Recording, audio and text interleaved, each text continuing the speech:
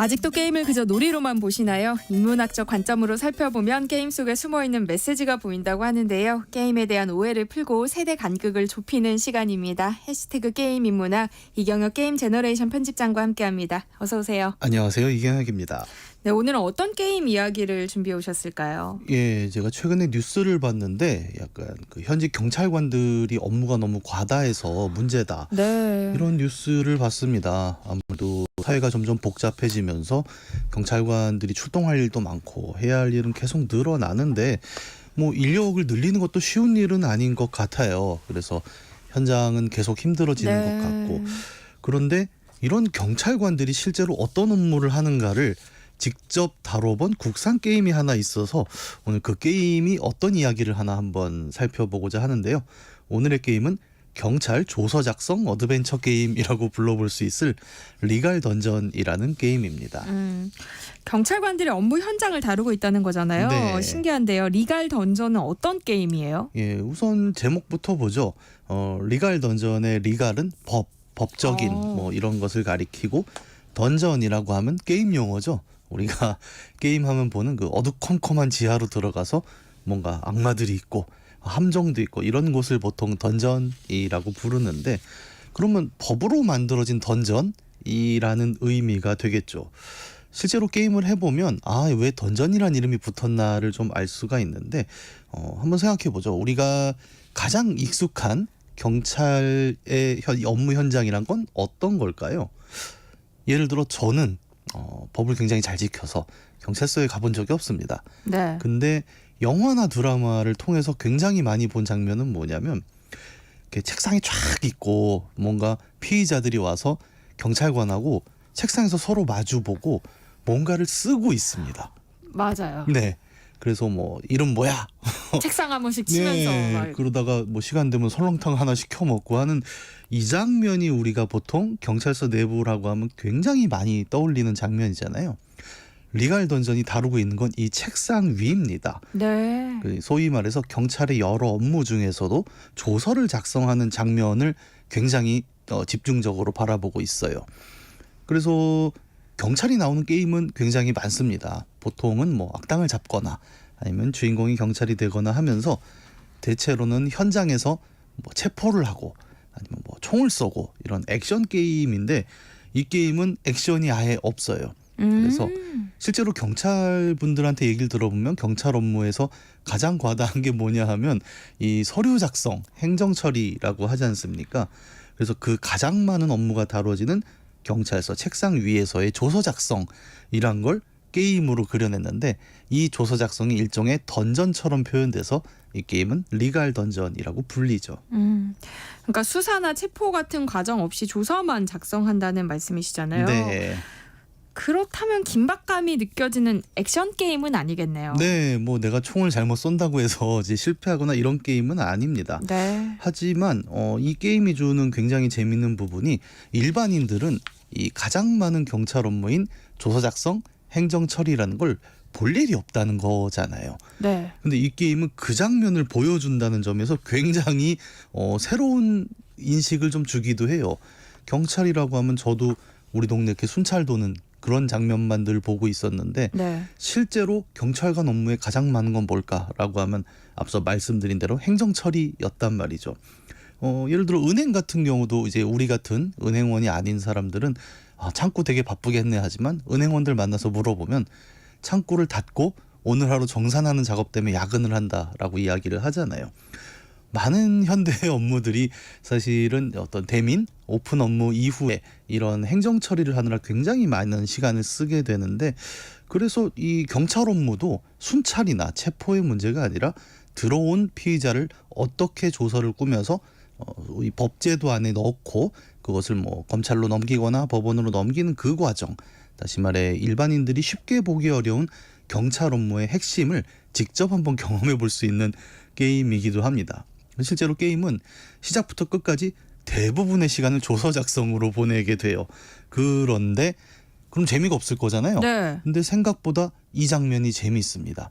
발생한 사건이 있고 이것을 어떻게 제도 안에 집어넣어서 무죄냐 유죄냐 이런 판단까지도 하는 상황들이기도 한데 서류를 통해 범죄 혹은 사건이란 걸 바라본다는 관점에서 굉장히 좀 새로운 재미를 주는 게임이기도 하죠. 그러니까 서류로 사건을 본다는 건 새로운 시선인 것 같긴 한데요. 네. 일반인의 관점과 많이 달라요? 저도 이 게임을 하면서 경찰이 이런 일을 하는구나를 깨닫게 된 게 있는데 네. 이른바 입건이라고 하는 게 있죠. 그러니까 경찰서에 사건이 일어난 게 경찰서로 들어가서 처리가 되기 시작하는 걸 입건이라고 표현을 하죠. 이 입건된 사건이 실제로 어떻게 처리되는가를 우리는 별로 본 적이 없는데 리갈 던전이 보여주는 게 이 입건의 과정입니다. 게임 속의 예를 한번 들어서 설명을 해보면 처음으로 맞는 사건 중에 이런 사건이 하나 나옵니다. 그 폐지를 주워서 모아 파시는 어르신들이 좀 있죠, 우리 주변에. 많죠. 네. 근데 이 할아버지가 경찰서에 잡혀와요. 누가 신고를 해서. 근데 할아버지 얘기를 들어보면 폐지 모아서 이제 할아버지 본인이랑 이제 손주가 하나 있습니다. 둘이 생계를 하는데 그럼 왜 경찰서에 오셨냐? 누가 신고를 했는데 폐지를 주운 게 아니라 이 할아버지가 길가에 보면은 그 무료 생활정보지 같은 게 있죠. 근데 그 뭉탱이를 통으로 들어다가 가져와 버려서 누가 신고를 한 거죠. 네. 이거는 절도다. 쓰고 있는 생활정보지를 그렇게 가져가면 안 되는 거 아니냐라고 하는데 이제 주인공이 경찰이거든요. 그래서 이 사건을 어떻게 처리해야 될까를 자기가 직접 조서를 써야 되는 거죠. 그래서 기본적으로 우리가 드라마에서 본 것처럼 이름, 주소, 직업 같은 인적 사항을 확인을 하고 그다음에 사건 현장에서 이제 부하 경찰이 나가서 목격자 신문 같은 걸 해오거든요. 그럼 그 자료를 검토하면서 이 사건은 어떤 사건이다라는 걸 이제 첫 번째 문서로 만들게 됩니다. 소위 말하는 사건 정황을 담은 문서가 완성이 되겠죠. 그 다음에 이 문서화된 사건을 법에다 놓고 비교를 해요. 그래서 게임이 이제 법전을 펼쳐주거든요. 그러면 이게 죄가 되느냐 안 되느냐, 죄가 된다면 어떤 법을 어긴 거냐라는 판단을 또 플레이어가 해야 되는 거죠. 법 지식이 없어도 굉장히 사전이 잘 돼 있어서 이해하기는 쉽고 그다음에 최종적으로 유죄냐 무죄냐를 판별을 하고 유죄라면 검찰에 이런 죄입니다라고 송부를 하거나 무죄라면 피의자를 방면해야 되는 건데 이 게임이 가장 중요한 건 두 가지 같아요. 첫 번째는 일어난 사건을 일목요연하게 정리하는 첫 번째 문서화 과정이 있고 두 번째로 그 정리된 사건이 법이라는 잣대 안에서는 어떤 기준에서 죄가 되느냐 아닌가를 판단하는 장면이 있는 거죠. 그래서 우리 같은 일반인이 보는 거는 그냥 이렇잖아요. 저건 유죄야 무죄야 정도의 질문이지만 리갈 던전은 좀 더 체계적으로 사건이 어떤 식으로 구성되는 걸 먼저 정리하고 그것이 어떤 법에 비쳤을 때 유죄가 되는가를 판단하는 장면을 보여주는 거죠. 오늘은 경찰의 업무 현장을 다룬 게임 리갈 던전에 대해서 이야기 나눠보고 있는데요. 네. 이 게임이 던지는 색다른 고민이 뭘까요? 이게 앞서 말씀드린 사례를 이어서 생각해보면 굉장히 재밌는데 그 생활정보지를 가져간 할아버지의 사례는 그러면 유죄일까요 무죄일까요? 그리고 유죄라면 어떤 법을 어긴 걸까요? 게임은 정답을 주진 않습니다. 어떤 선택을 할 수도 있는데 몇 가지 가능성을 이제 제시를 하는 걸 예시로 들어보면 네. 첫 번째는 절도다. 절도죄에 해당한다. 그래서 묵가지라는 건 생활정보지란 건 버린 게 아니라 누군가의 소유물이고 영업활동의 산물이니 이건 무단 절취니까 절도입니다라고 판단할 수 있겠죠. 그런데 이제 주변 증언에 보면 또 다른 증언이 나옵니다. 원래 아침에 출퇴근 시간에 꽂아놓고 묵가지를 출퇴근 시간이 끝나면 담당자가 와서 안 쓰니까 통으로 버린다라는 증언이 나온 거예요. 네. 근데 할아버지는 그 시간이 끝난 다음에 가져갔다는 거죠. 그러면 이게 버린 상태가 된 거라면 무죄라고 또 판단할 수 있는 여지가 있는 거죠. 네. 그리고 또 문제는 뭐냐? 당시 목격자 진술을 보면 할아버지 혼자서 리어카를 민 게 아니라 그 리어카 뒤에서 할아버지를 도와준 손주가 있었다는 게 확인이 됩니다. 근데 이 얘기가 딱 나오는 순간 게임이 두 번째 법전을 펼쳐주는데 특수절도죄라는 게 나오면서 2인 이상이 공모해버린 절도는 특수절도가 돼서 조금 더 무겁게 처벌을 받는 거죠. 그러면 우리는 이제 세 가지 가능성이 나오는 거예요. 네. 무죄, 절도, 특수절도. 근데 이 셋의 경중이 다 다르지 않습니까? 지금 들어본 대로. 크게 다를 것 같은데요. 참고로 특수절도에는 아예 벌금형 같은 게 없어요. 그냥 이제 실제 유죄면 그 말 그대로 징역을 살거나 집행유예가 나오는 정도밖에 없는 건데 이 완전히 다른 선택지로 가는 이 게임의 세 가지가 정답이라는 게 없고 어떤 선택을 해도 플레이어는 경찰로서 그 선택의 결과를 딛고 다음 스토리로 또 이어지게 되는 구조로 구성이 되어 있습니다. 그래도 처벌은 법에 의해서 객관적으로 이루어져야 하지 않을까요? 이 질문이 굉장히 이 게임에 많이 담겨 있어요. 리갈 던전의 제작자인 소미라는 개발자는 평소에 좀 사회 비판적인 메시지를 게임에 많이 담는 개발자로 유명한데요. 그런 그가 만든 이 리갈 던전이라는 게임에서 질문하는 것은 객관적 법제도라는 우리가 갖고 있는 그 이상이 현실에서는 어떤 어려움들을 안고 있는가라는 걸 이런 실제 사건을 조서로 꾸미는 과정에서 많이 보여주고자 합니다. 네. 예를 들어 앞서 이야기한 대로 현장에서 실제로 발생한 사건은 그 사건 자체로 죄를 판단하기는 굉장히 어렵습니다. 그래서 어떤 법 조항에 비추었을 때 이것이 죄가 되느냐, 그리고 그 죄의 경중과 유무지 여부까지 바뀌는 걸 제가 잠깐 설명을 드렸잖아요. 근데 이 상황에서 게임이 한 가지 더 얹으면서 굉장히 비판적인 메시지가 되는 건 바로 이런 현장 실무자로서의 경찰들이 놓인 업무 환경이 객관적인 판단을 어렵게 만들다는 이야기를 하고 있습니다. 그럼 경찰이 사건을 좀 자의적으로 판단할 수도 있다는 얘기잖아요. 네, 뭐 현직 경찰분들이 이제 그렇다라는 얘기를 하는 건 아니고 네. 게임에서 설계된 세계 속에서 이 우리가 갖고 있는 제도가 얼마나 허점을 갖고 있는가를 좀 보여주려고 하는데, 예를 들어 주인공은 경찰이고 경찰은 팀으로 움직이죠. 근데 이 팀에는 몇 년 동안 승진 누락된 팀원이 있습니다. 그리고 게임은 늦가을 시점으로 진행이 되는데 곧 연말에 인사평가가 있는 상황인 거예요. 네. 그리고 이 사건을 몇 점 얼마나 해결하느냐에 따라 팀원의 승진이 달려있는 상황이 되는데, 이 게임 속 경찰의 인사평가에는 사건마다 점수가 있습니다. 그래서 살인사건은 10점, 절도는 1점. 그러니까 소위 말하는 중요한 사건일수록 점수가 높다 보니까 이 평가에 놓였을 때 플레이어는 같은 사건을 아까 얘기했지만 무죄, 절도, 특수절도라는 경중이 있는 거잖아요. 여기에 자신이 처한 상황이 개입할 수밖에 없는 상황이 있는 거 아니냐라는 이야기를 게임은 하고 있는 거죠.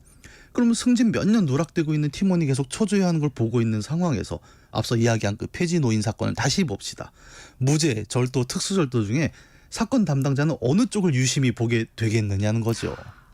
그러니까 제도는 객관적이지만 네. 그걸 운용하는 사람의 현실에 따라서 상황이 달라질 수도 있다는 거잖아요. 네, 이 조서 꾸미는 게임 리갈 던전의 핵심이 바로 여기 있는 겁니다.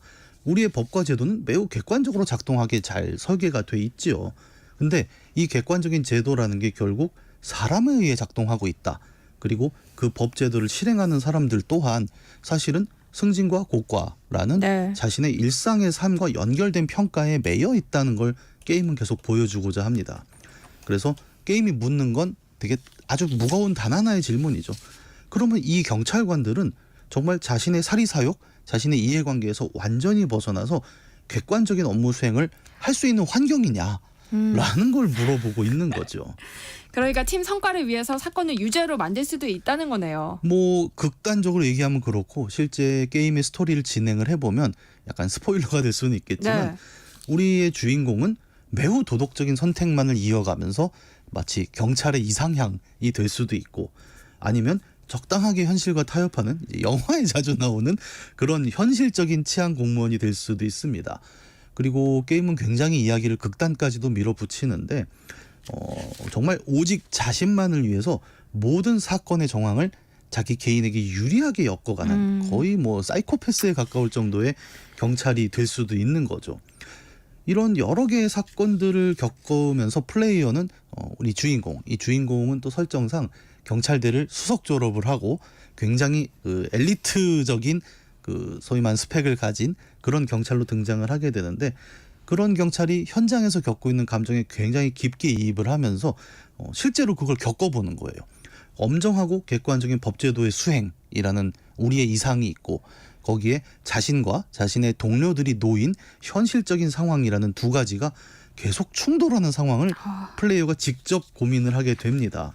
그래서 이 게임의 엔딩이 한 10개, 15개 정도가 있는데 어느 게 정답이라고 이제 심지어 제작자도 무엇이 정답이라고 얘기하진 않지만 네. 이런 고민에 놓이는 것만으로도 우리는 경찰 행정이라는 것이 어떤 어려움을 안고 있는가를 좀 깊게 생각해 볼 수 있는 기회를 얻게 되지요.